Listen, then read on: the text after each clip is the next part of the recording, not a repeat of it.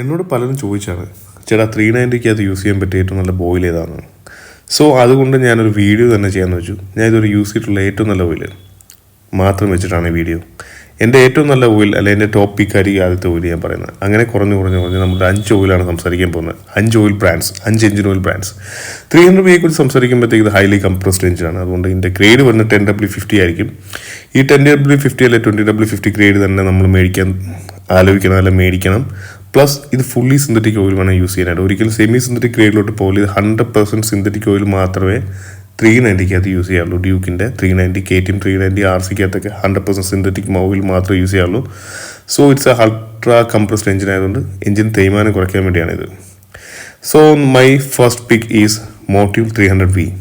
ഈ motive 300V ഞാൻ R15 use ചെയ്തിട്ടുണ്ട്, എൻ്റെ 390 യൂസ് ചെയ്തിട്ടുണ്ട്. ഈ രണ്ട് വണ്ടിക്കുകൾ അല്ലെ രണ്ട് ബൈക്കിനകത്ത് കിട്ടിയത് അമേസിങ് റിസൾട്ടാണ്. ഇതൊരു 3000 അല്ലെ 4000 5000 കിലോമീറ്റർ, ഞാൻ 6000 കിലോമീറ്റേഴ്സ് മാറിയപ്പോൾ പോലും ഈ ഓയിൽ എനിക്ക് മാറേണ്ടതായിട്ടുള്ള പ്രശ്നങ്ങളൊന്നുമില്ലായിരുന്നു. എഞ്ചിൻ അത്രയ്ക്ക് റിഫൈൻഡ് ആൻഡ് സ്മൂത്ത് ആയിരുന്നു.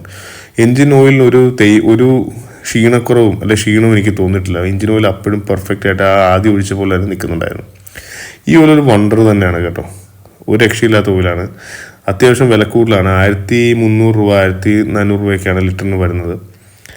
ഞാനിപ്പം മേടിച്ചിട്ട് ഒരു വർഷം കഴിഞ്ഞു ഈ ഓയിൽ യൂസ് ചെയ്തിട്ട്. സോ ഇനി വില കൂടിയോട്ടൊന്നും എനിക്ക് അറിയത്തില്ല. ഞാൻ മേടിക്കുമ്പോൾ ആ റേഞ്ചായിരുന്നു വില ഉണ്ടായിരുന്നത്.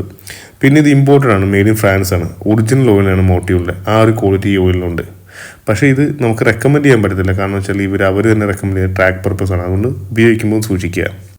സെക്കൻഡ് നമ്മൾ ലിസ്റ്റ് വരുന്നതാണ് കാസ്ട്രോൾ പവർ അൾട്ടിമേറ്റ്. ഇതൊരു കാസ്ട്രോൾ ഓയിലാണ്. പക്ഷേ അത് ഗ്രേഡിന് ചെറിയ വ്യത്യാസമുണ്ട്. 10W50 വേണ്ട സ്ഥാനത്ത് 20W50 ആണ്. സോ രാവിലെ കോൾഡ് സ്റ്റാർട്ടിൽ ചെറുതായിട്ടൊന്ന് വണ്ടി കുറച്ച് ഐഡിലിരുന്ന് നന്നായിരിക്കും. എഞ്ചിൻ ഓയിലൊന്ന് പമ്പ് ചെയ്ത് മേൾ വരെ എത്താനായിട്ട്.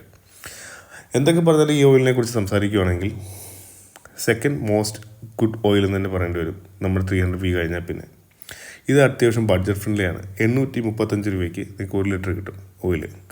2 ലിറ്റർ ഉണ്ടെങ്കിൽ ഇപ്പോൾ 1600 ഡ്യൂക്ക് 300 ഓയിൽ സെറ്റപ്പ് എന്ന് പറയുന്നത്. സോ നിങ്ങൾക്ക് ഒരു 2 ഓയിൽ ചേഞ്ചിന് ഇത് യൂസ് ചെയ്യാൻ പറ്റും. അതായത് 1 ലിറ്ററും കൂടെ മേടിച്ചാൽ പിന്നെ അടുത്ത ഓയിൽ ചേഞ്ച് യൂസ് ചെയ്യാൻ പറ്റും. ഈ ഓയിൽ ടോട്ടലി വെർത്താണ്. കാരണം ഇതൊരു 5000 കിലോമീറ്റേഴ്സ് വരെ നിങ്ങളുടെ എഞ്ചിൻ്റെ വൈബ്രേഷൻസ് ഒക്കെ നല്ലവണ്ണം കുറയ്ക്കുന്നതായിട്ട് സഹായിക്കുന്നു. 5000 കിലോമീറ്റേഴ്സ് കഴിയുമ്പോഴത്തേക്ക് ഓയിലിൻ്റെ ആ വിസ്കോസിറ്റിയൊക്കെ കുറഞ്ഞ് എഞ്ചിൻ റഫ് ആവാൻ തുടങ്ങുന്നു. ഇവർ പറയുന്ന കാസ്ട്രോളുകാർ പറയുന്ന 10,000 കിലോമീറ്റേഴ്സ് വരെ ടെസ്റ്റ് ചെയ്തിട്ടുണ്ട് ഫോർ വിസ്കോസിറ്റി എന്നാണ്. എന്തായാലും എനിക്കൊരു 5000 കിലോമീറ്റേഴ്സ് കഴിഞ്ഞപ്പോഴത്തേക്ക് എഞ്ചിൻ്റെ ക്യാരക്ടറൊക്കെ മാറി. നോയിസ് വൈബ്രേഷൻ ഹർഷ്നെസ് ഒക്കെ NVH ലെവൽസ് ഒക്കെ വളരെ കൂടുതലായിട്ട് എനിക്ക് തോന്നി. ക്ലച്ചിൻ്റെ ഫീഡ്ബാക്കും ഒക്കെ അടിപൊളിയാണ്. ക്ലച്ച് സ്ലിപ്പേജ് ഒന്നുമില്ല.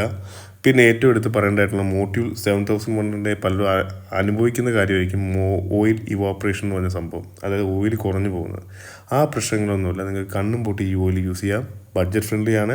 പിന്നെ കിട്ടാനാണ് കുറച്ച് പാടം കാസ്ട്രോൾ ആയതുകൊണ്ട്.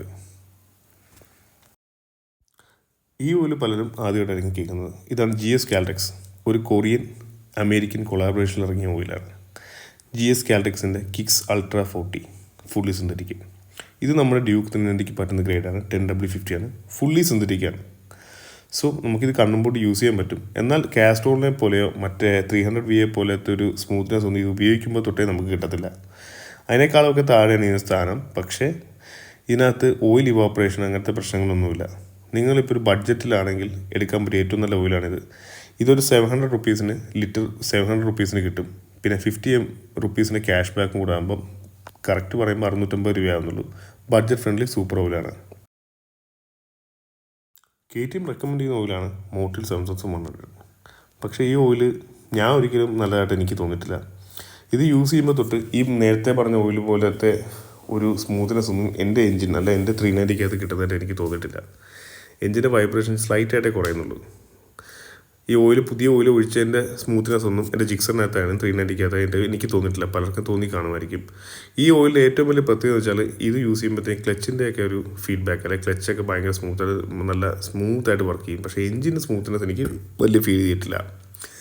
പക്ഷേ ഈ ഓയിൽ ഏറ്റവും വലിയ പ്രശ്നം എനിക്ക് ഫേസ് ചെയ്തതെന്ന് വെച്ചാൽ ഓയിൽ ഇവാപ്പറേഷനാണ്. 390 ഇത് യൂസ് ചെയ്യുവാണെങ്കിൽ ഒരു 3000 കിലോമീറ്ററൊക്കെ ആകുമ്പോഴത്തേക്കും ലെവൽ കറക്റ്റായിട്ട് നോക്കേണ്ടതായിട്ടുണ്ട്. ലെവൽ എന്തായാലും കുറഞ്ഞു പോകാനുള്ള ചാൻസ് വളരെ കൂടുതലാണ്. കാരണം ഈ ഓയിൽ ഇവാപ്പറേഷൻ ഉണ്ട്. എനിക്ക് പല പ്രാവശ്യം പണി കിട്ടിയിട്ടുള്ളതാണ്. ഈ ഓയിൽ ഇവാപ്പറേറ്റ് ചെയ്ത് ലെവൽ കുറഞ്ഞു പോകും. അത് നോക്കേണ്ടി വരും.